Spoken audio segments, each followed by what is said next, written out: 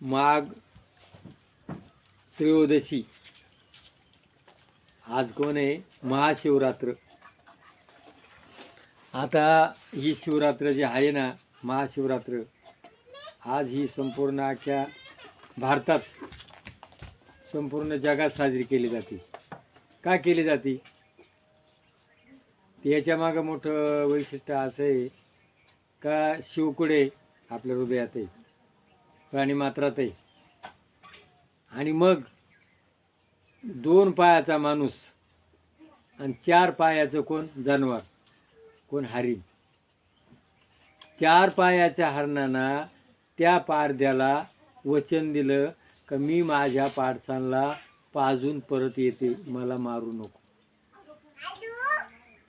बघा, आज ह्या कलियुगामध्ये इतकं बेमान जग झालेलं आहे का या जगामध्ये केलेले उपकार आणि दिलेलं वचन आज कोणीच पाळायला तयार नाही. आणि त्या वेळेला त्या हरणाने त्या पारध्याला दिलेलं वचन पाळलं, म्हणून आज ही महाशिवरात्र आपण साजरी करतो. तर आपल्या महाराष्ट्रामध्ये जी आज ही शिवरात्र साजरी केली घटना घडलेली, तिथं आजही शिवलिंग आहे, मंदिर आहे आणि तलावही आज आहे. बघा, एक पारधी आहे आणि तो त्यावेळेला आपल्या या भारतामध्ये धान्य नव्हतं. मग जगायचं साधन काय?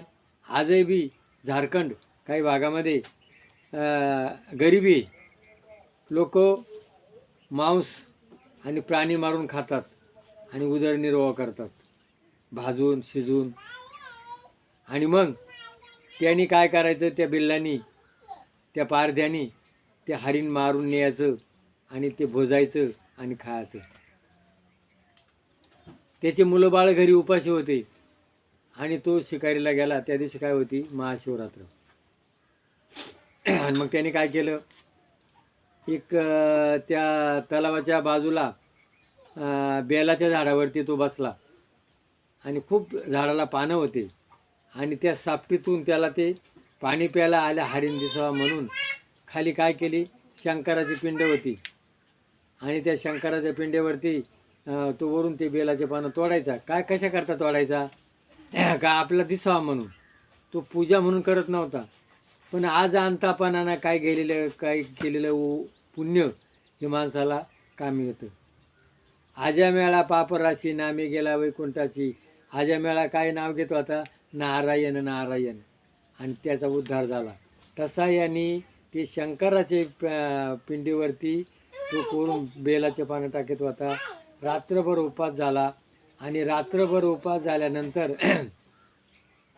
काय म्हणायचं? काय लोक मूर्ख आहे, सोन्यासारखं अन्न टाकून आणि काय म्हणा ये शिव शिव शिव शिव शिव बेलाचे पानं ये उपास घालतात आणि अन्न टाकतात, अशी कुचेष्टा करत होता. आणि शिव शिव असा कुचेष्टेनं नाव घेत होता. आणि बघा, त्याच निमताना का वैना 101 बेलाचे पानं त्या पिंडीवर पडले आणि शंकराचा 101 वेळा नावाचा जप झाला. आणि त्या जपामुळं तो भोळा महादेव प्रसन्न झाला. आणि मग ते हरणं घरी गेले, त्या पाडसांना पाजायला लागले. त्यांचं दूध कसं होतं? कडू लागायला लागलं. म्हणे आई तुझं दूध कडू लागते. काय नाही बाळा, म्हण मी वचन दिलेलं आहे, म्हणा आम्ही ते पारधी मला मारणार आहे आणि त्या पारध्याला मी जाणार आहे घेऊन, आम्ही येतो म्हण. आणि बघा, ते 2 पाडसं आणि हरिण तिथं गेले. ते पाडसं काय म्हण, आम्हाला अगोदर मार, आमची आई मेलेली आम्हाला बघवायचं नाही. आणि आज हरिण काय म्हण, आमचे पाडसं जर मेले तर आम्हाला बघवायचं नाही, मला अगोदर मार. त्यांचा वाद चालला. त्यावेळं त्या पारध्याला दया तयार झाली का आज हे लोक मरायला तयार आहे, यांनी वचन पाळलं आणि ते हृदय परिवर्तन झालं. बघा आजच्या कलियुगामध्ये लोक आईबापाला विसरले, वचन विसरले, फक्त स्वार्थ भरलेला आहे, मी आणि माझं. देवाची भक्ती करतात, मुमे राम आणि बगल में छुरी.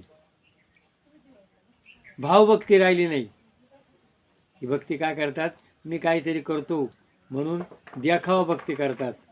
स्वार्थ भक्ती आजची, दिखाऊ भक्ती, स्वार्थ भक्ती. काय भावभक्ती राहिली नाही. म्हणून देवाला काय आवडती, भावभक्ती. तर मग स्वर्गातून विमान आलं आणि त्या पारध्याला, त्या हरणींला आणलेलं. आजही आकाशामध्ये बघलं, त्रिकांड म्हणतो आपण. हरिण आहे, पारधी आहे आणि ते आजही दिसतात. म्हणून हा शिव, जीव आणि शिव मिलन, याचे नाव काय, शिवरात्र. म्हणून जीवाचा विचार करा. जीव कोण आहे, आपण. शिव कोण आहे, दुसरा माणूस. भगवंत आपल्या हृदयात आहे, भगवंत आईबापात आहे, भगवंत पंचमहाभूतात आहे, भगवंत प्राणी मात्रात आहे. आणि मग ही भक्ती जर आपण केली तर तो भोळा महादेव आपल्याला प्रसन्न होणार आहे. आणि तोच भोळा महादेव कुठे, खेडभैरवनाथ येथे शंकराचा अवतार आहे, तिथं देवस्थान आहे, सिद्ध भैरवनाथ देवस्थान. तिथं या, त्याची भक्ती करा, भावभक्ती करा. माझं सांगायचा उद्देश एकच आहे का, देखाऊ भक्ती नको आहे, स्वार्थी भक्ती नको आहे. कोणची भक्ती पाहिजे, भावभक्ती. म्हणून ही भावभक्ती करण्याचा आजचा दिवस आहे. आज आपण शंकराचं स्मरण करूया. जय भैरवनाथ महाराज की जय.